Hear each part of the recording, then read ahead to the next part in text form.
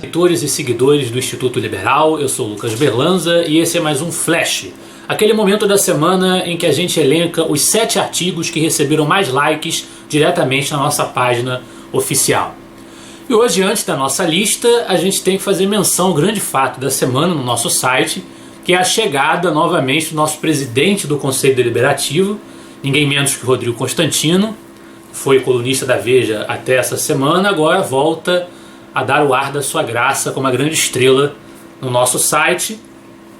Nós abrimos esse espaço para dar as boas-vindas, recebê-lo. Ele vai ter um espaço especial dentro do site do Instituto, que ainda está por ser criado. Nesse momento, as postagens dele estão junto das postagens dos outros colunistas.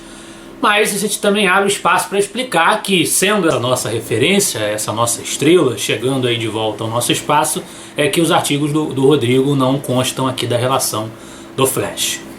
Agora vamos à lista, explicado isso. Em 7º lugar, um artigo de minha autoria, cujo título é Mais do que nunca, todos os caminhos levam ao TCU.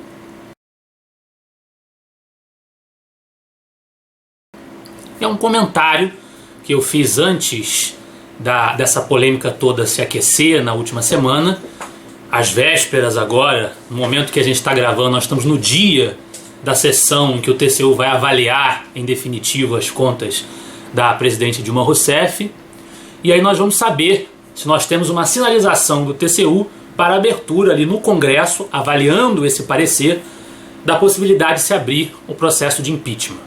É isso que vinha inquietando os petistas, está inquietando, o governo está tomando medidas absurdas, atrás de absurdas, sobretudo a partir do Luiz Inácio Adams, da Advocacia Geral da União, tentando impedir de todas as formas que esse julgamento aconteça. Então esse artigo foi uma chamada de atenção para esse momento. Agora que você está assistindo esse vídeo, a sessão já aconteceu, você já sabe qual foi o desfecho desse evento histórico e que uma presidente pode ter a sua conta recusada, rejeitada. Em 6º lugar, um artigo do meu amigo Iago Rebelo, chamado Na Conta da Esquerda.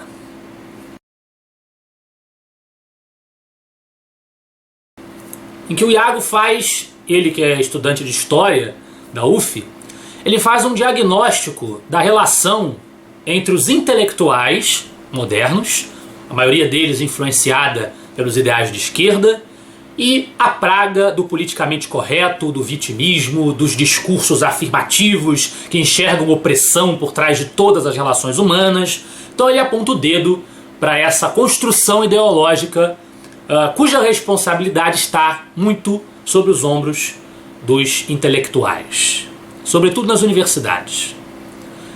E o 5º lugar vai na mesma toada, que é de minha autoria, aborda mais ou menos o mesmo assunto, e se chama Estamos fabricando uma geração de idiotas.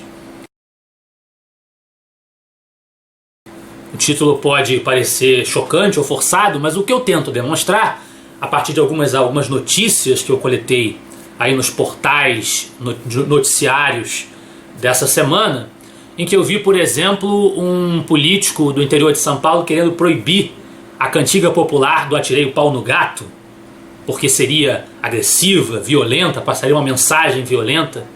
E também a discussão nos Estados Unidos sobre um suposto conceito de microagressão que se aplicaria a cada assunto dentro das escolas, dentro das disciplinas curriculares, que pudesse causar algum efeito, algum impacto na sensibilidade dos estudantes, como, por exemplo, as guerras que os alunos precisam aprender nas aulas de história.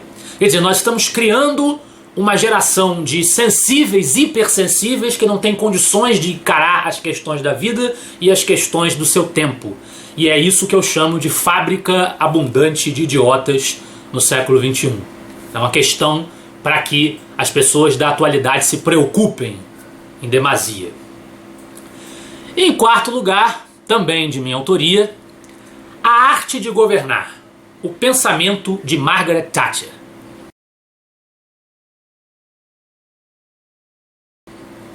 A partir da leitura do livro A Arte de Governar, de mesmo nome, escrito pela Margaret Thatcher, que é uma análise publicada em 2005 do contexto geopolítico e do pensamento político da própria Thatcher, que foi primeiro-ministro da Inglaterra, a primeira mulher a assumir esse cargo do Partido Conservador, e que aplicou reformas liberalizantes, reformas privatistas que causaram impacto e marcaram época na Inglaterra e no mundo.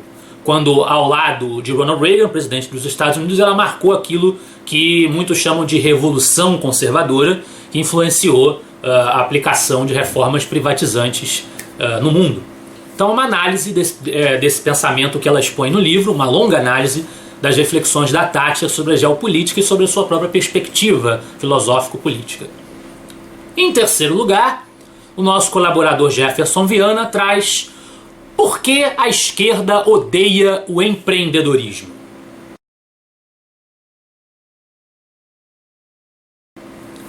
Nesse artigo, o Jefferson faz um histórico da relação da esquerda ao longo do tempo com a noção do empreendedorismo, da livre iniciativa, demonstrando que o que a move na repulsa a esse mecanismo empreendedor, a esse veículo do empreendedorismo, o que a move nessa repulsa é uma conjugação da inveja diante do próprio fracasso, diante do sucesso alheio, e também o receio de que a criatividade, o dinamismo que o empreendedorismo impulsiona ameace aquela homogeneidade que é necessária aos seus projetos de poder, aos projetos de poder típicos da esquerda.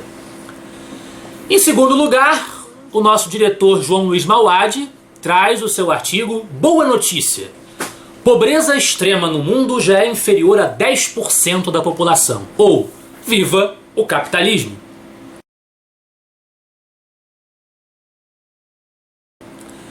O Mauad traz nesse artigo um relatório do Banco Mundial, que traz exatamente esse dado, que a miséria no mundo já está abaixo dos 10% da população, a partir desse relatório do Banco Mundial, e que ele sustenta que a desigualdade de riquezas, que é o ponto que a esquerda gosta de atacar, propondo a igualdade como a saída, que a desigualdade de riquezas não é sinônimo de miséria e que, ao contrário, buscar sistematicamente a igualdade é que seria buscar uma igualdade de miseráveis, uma igualdade de pobreza. É essa grande chave que o capitalismo proporciona à humanidade, elevando o padrão de vida a níveis que antes eram inimagináveis, que a esquerda hoje, apegada ao obscurantismo, dizendo-se defensora do progresso, tenta minar, tenta alvejar. E, em primeiro lugar, o nosso colunista João César de Mello, como sempre, presente aqui no nosso Flash, mais um artigo brilhante e de título curiosíssimo: Socialismo em Marte.